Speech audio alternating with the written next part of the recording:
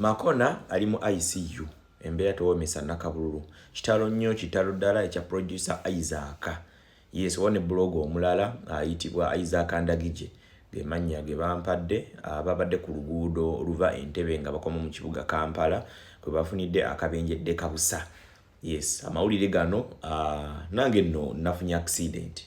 Ndowooza mulaba ndi mu kunyiga biwundu. Accident ey'ebigere amavivi emikono gino so embeera si ya mulembe obulumi nasoze mbulumi bw'amaanyi bw'ekika ekyawaggulu ennyo.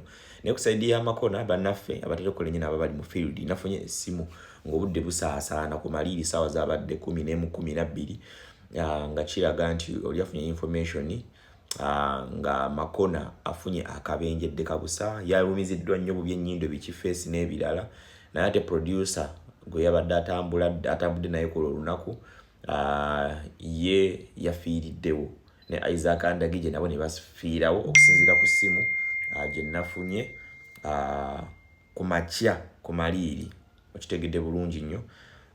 Reporter oba mutwali mu field ogambe nti no kiri kitya Makona ali mu ICU. Badi producer Badre yafiiriddewo. Then waliwo n'omwana omulala abadde ne content creator nga za TikTok yabadde atambudde nabo naye yafiiriddewo. babadde bava ku supremacy babadde ku Entebbe road. Ku supremacy nze nakumye okula Makona nga ali mu kola link NBS. Ndowooza bwe babaze okukola ne bayitamu ne bagenda wa Entebbe kati babadde badda.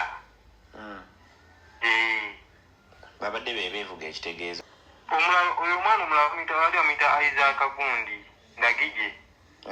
Ndagije baawo bafiiriddewo bwabiri. bannange nga kiki obuzibu kyavudde ku ki bafunya bakonye endala mmotoka yavudde ku kkubo ki sinabategeera bulungi awo sinafuna information bulungi naye nga bagambye bwali badduka nnyo ate nga kitegeeza Makona atali bulungi ali bubi ali mu ICU bagambye alinaku oxygen. Buliddeko bagamba mbu ennyindo oba oba egize etya bagifunidde wawe nnyini ku express ate naye tebabadde ku express ndowooza kuba ekyo babadde ku express kuba kavidiyo kendabye bwe kabanga kekko kwendabye ntuliwo amafuta naye ati omanyi abaana bamanyi okutambuza obuvidiyo obusooka nga si butuufu naye nga ndabyewo emmotoka ng'enyanga eri ku mafuta ewali amafuta ate nga ku express obudde bwonna Katonda yakujjulula. Makona gibadde ku supremacy ku kikonde kya Chicken ne Shower so balabika gye bavudde ne boolekera ate mu bitundu eby'Entebbe n'ekigambibwa nti accident ne bagifunye nga bakola ki nga bakomawo. Ali ku ssimu ayongera annyonnyola nga bwe byabadde wuliriza.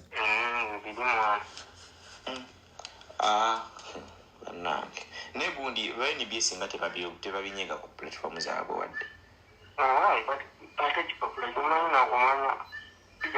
kuba mbadde nkebera ku TikTok yaabwe wanene yasanyuka naye nga sirina kyendabayo wadde basemba eteeka ebintu bya supremacy ejjo ne ku TV nze balina babyogerako naye nga byo bituufu bituufu. Ayongera okutunnyonnyola wuliriza ku ssimu.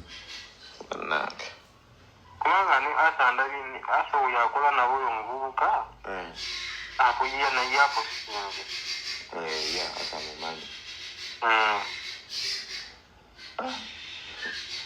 ate nga kitala supremacy eyo tewabaddeyo asaladdeyo nalabika gundi sebo kageininga nkakuba views So Arthur gwe boogerako Arthur naye mukozi wa Next Media okuli NBS ne Sanyuka TV so kibi nnyo so okusinziira ku mawulire genfuna okufa sayidi eyo Makona embeera tewoomesa nakabululu.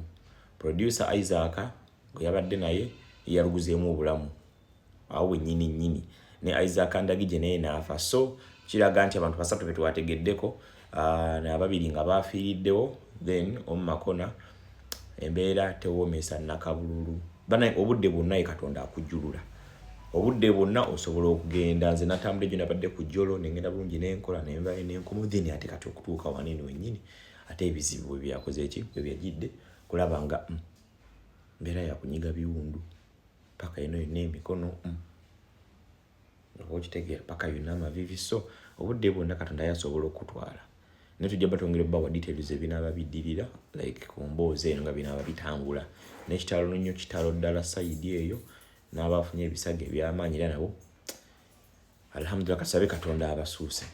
Nze Sonko Muhammad ntunda ettaka ne Jolo Quality Properties mu mbeera yemu abagala okukanika amasimu amugye ku iPhone Service Center Esheka, abagala okugula ebintu by'abaana kudda ku masomero boto iPad ngatto ensawo z'abaana okudda ku somero ku Ali Kids Hub era ebintu bino webiri.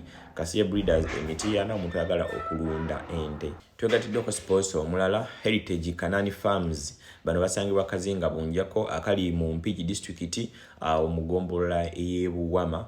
So abo nabo kukulima naddala emmwanyi okitegeera bano be bakafulu wanene mu East Africa. Kale nze Sonko Muhammad.